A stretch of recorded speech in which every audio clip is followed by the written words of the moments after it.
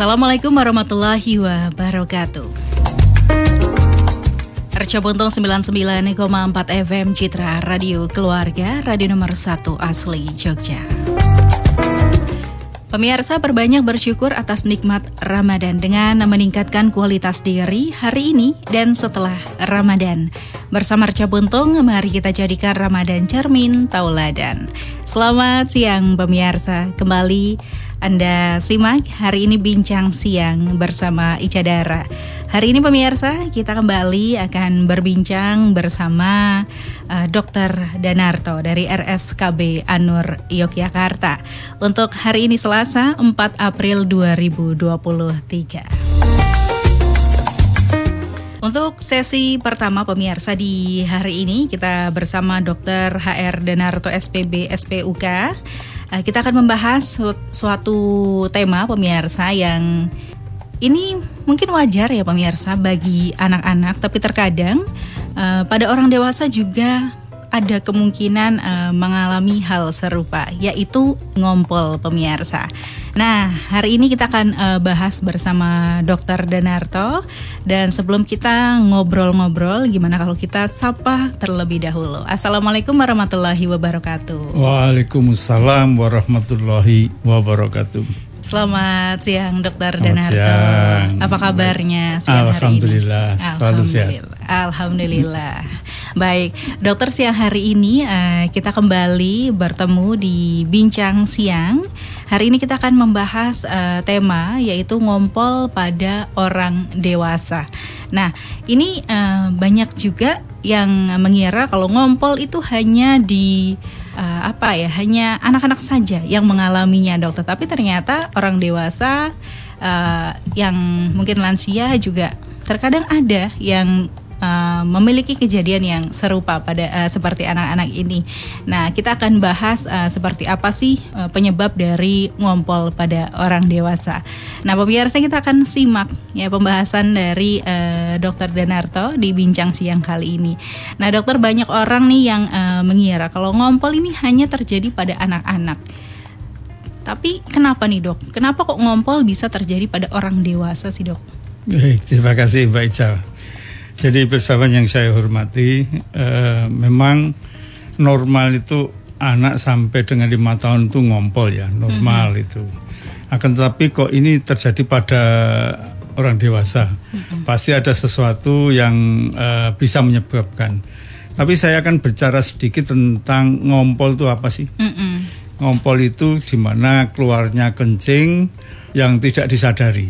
Jadi tidak pengen pipis tapi tiba-tiba pipisnya keluar sendiri.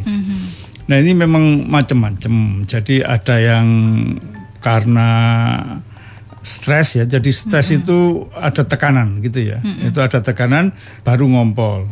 Ada yang ngompol terus ya.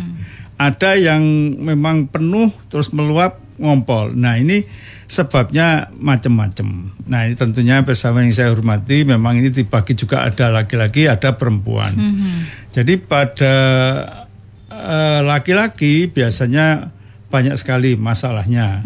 Jadi kalau laki-laki itu biasa karena ada struktur ya, itu penyempitan uretra, mungkin ada batu, ada prostat, laki-laki gitu. Kalau wanita itu biasanya pada ibu-ibu yang sudah tua, di mana itu sering melahirkan, maka anatominya dari kandung kencing dan saluran kencing uretranya itu terganggu. Jadi kandung kencingnya turun, menyebabkan itu langsung loss aja, tahanannya tidak ada. Sehingga sebentar-bentar udah mungkin jalan sedikit aja sudah keluar pipisnya. Kadang-kadang ketawa gitu keluar pipisnya. Nah, ini bersawan tentunya barangkali kalau nanti ada bersawan yang merasa gitu, mari kita diskusi bersama bagaimana gejala dan solusinya yang harus kita selesaikan. Begitu Mbak Ica. Baik, jadi ternyata ngompol pada orang dewasa ini banyak sebabnya ya, Dok. Betul. Ya. Tadi ada stres, terus ngompol terus menerus. Tapi kalau stres nih, Dok, kenapa kok bisa stres ini menjadi pemicu ngompol ini, Dok? Ya, jadi memang itu kontrolnya ya. kan sebetulnya kenapa ngompol? Ngompol tuh karena otot-otot kandung kencingnya aktif gitu ya. Kemudian klepnya itu tidak kuat sehingga dia akan keluar terus drojos gitu loh ya. Jadi kalau ada juga yang itu memang sudah kendor ya karena udah usia ototnya, maka ngumpul banyak, urinnya ngumpul banyak gitu sehingga meluap keluar gitu. Nah ini yang seringkali dikeluhkan pasien.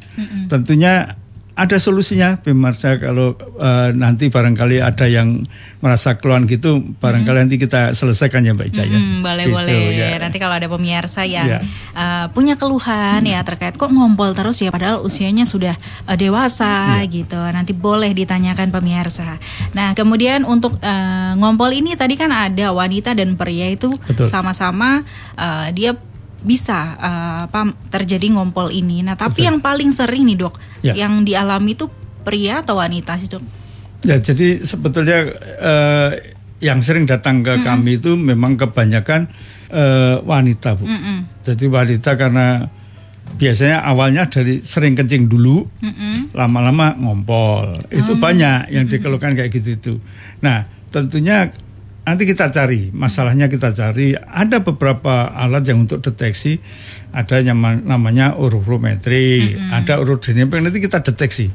Maka sarafnya, ototnya, apa klepnya yang masalah, nanti ada masing-masing ada terapinya. Nah, gitu. Baik melalui obat maupun rekonstruksi, dibetulin. Gitu. Ya. Kalau rekonstruksi yang dibetulin itu apakah itu pakai tindakan dok? Ya, ada yang tindakan, ada yang kalau wanita misalnya wanita pada prolap ya, prolap turun gitu, rahimnya, cuma dipasang cincin ada, dimasukkan dipasang cincin gitu aja selesai, cepat sekali. Nanti kandung kencingnya sudah terrekonstruksi naik gitu, nggak empol lagi. Oh gitu. Tapi cincinnya itu ringnya itu akan dipasang seumur hidup. Iya. Betul, gitu. Ya. Jadi supaya tidak ngompol-ngompol lagi, gitu ya dok ya. Betul. Oke. Tapi perbedaan dari ngompol orang dewasa dan anak kecil itu sebenarnya apa sih dok? Nah, betul. Apakah sama gitu? Ya, jadi kalau pada anak kecil itu belum sempurna, ada saraf kontrol saraf itu belum sempurna. Tapi pada orang dewasa pasti ada sebabnya, anatominya. Apa sarafnya, ya, apa mungkin infeksi. Nah, infeksi juga bisa. Maka ini harus dikontrol. Ada juga yang diabetes. Diabetes juga bisa menyebabkan. Maka harus dikontrol dengan obat-obatan. Itu gitu caranya. Gitu. Ya. Jadi memang beda ya dok ya, ngompolnya anak-anak sama orang dewasa. Tapi ini apa termasuk dari kelainan nggak sih dok ngompol ini? Ya kelainan. Oh kelainan. Ya jadi sebetulnya tidak menyebabkan kematian. Iya. Tapi tidak nyaman ya. Sosialnya juga tidak nyaman kan. Kok baunya nggak enak gitu kan. Kemudian ada gangguan seksual juga. Ya pasti dong. Gangguan seksualnya itu kayak gimana? Nah karena dia ngompol-ngompol terus kan. Kadang-kadang juga penuh gitu kandung kencingnya sehingga akan terganggu. Dia berhubungan seksual akan terganggu. Itu biasanya gitu. Gitu. Nanti kan barangkali ada yang terganggu, nanti boleh tanya silakan. Boleh. Ya. Ini menarik nih dok yang terkait dengan hubungan seksualnya bisa terganggu. Kalau dalam sebuah hubungan seksual, wanita itu kan ada yang menyebutnya bisa squirt dok. Ya, itu apakah squirt itu kencing yang tertahan atau berbeda lagi dok? Iya memang betul. Jadi sebaiknya bersawan jadi kalau ibu-ibu kalau mau berhubungan, pipis dulu, dikosongkan dulu. Dikosongkan dulu lah. Pada inkontinens tadi, pada ngompol itu, ngompol yang overflow, itu masih penuh terus. Itu akan terganggu. Iya, termasuk gitu. Daya rangsangannya akan turun.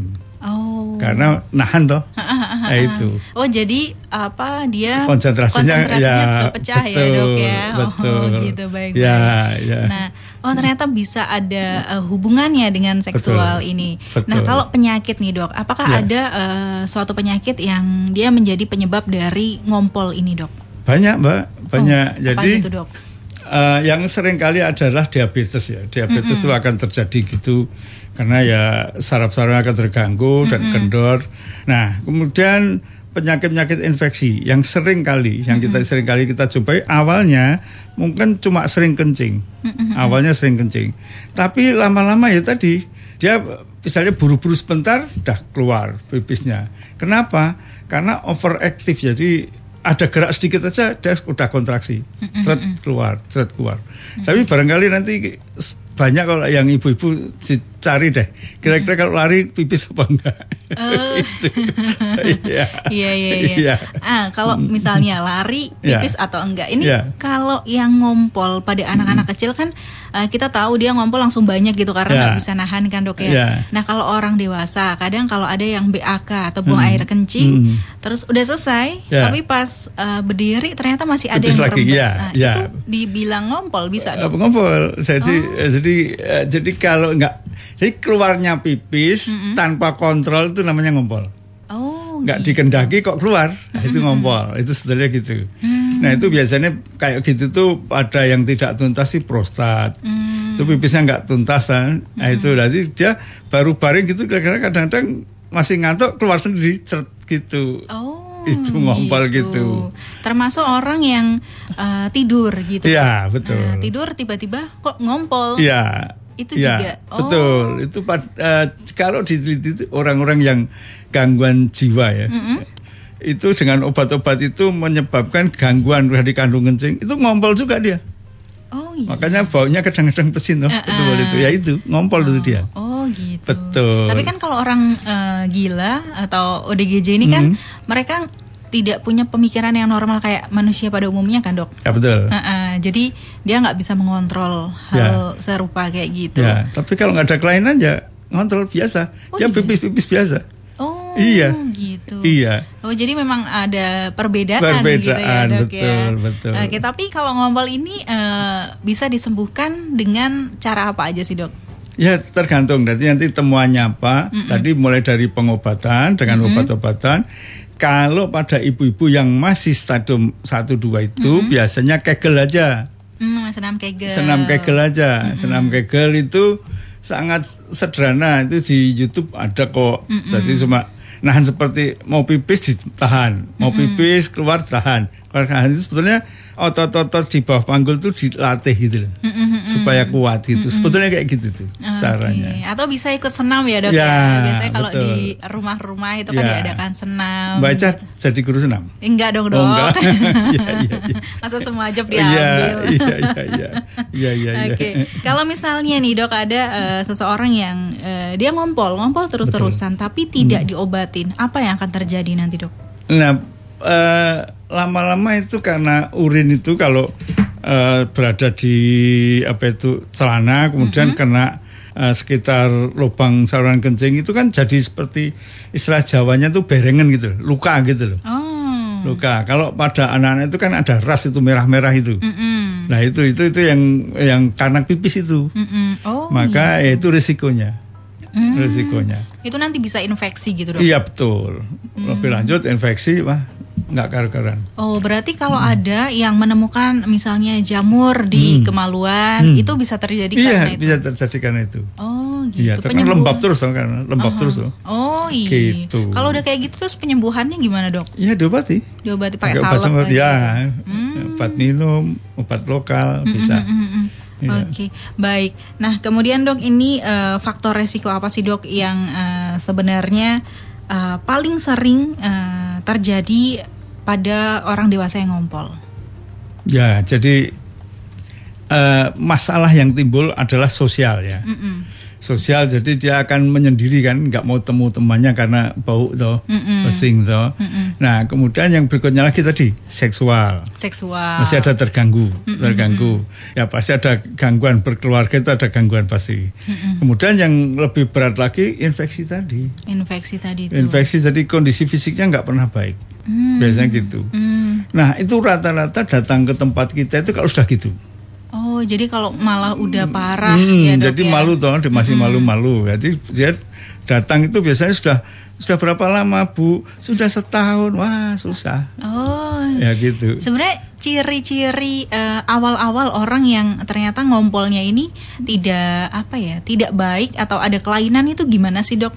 Ya jadi kan gampang. Halo, lah kok celananya kok pesing? Nah, berarti ngompol lah. Oh iya sih. Gak apa-apa.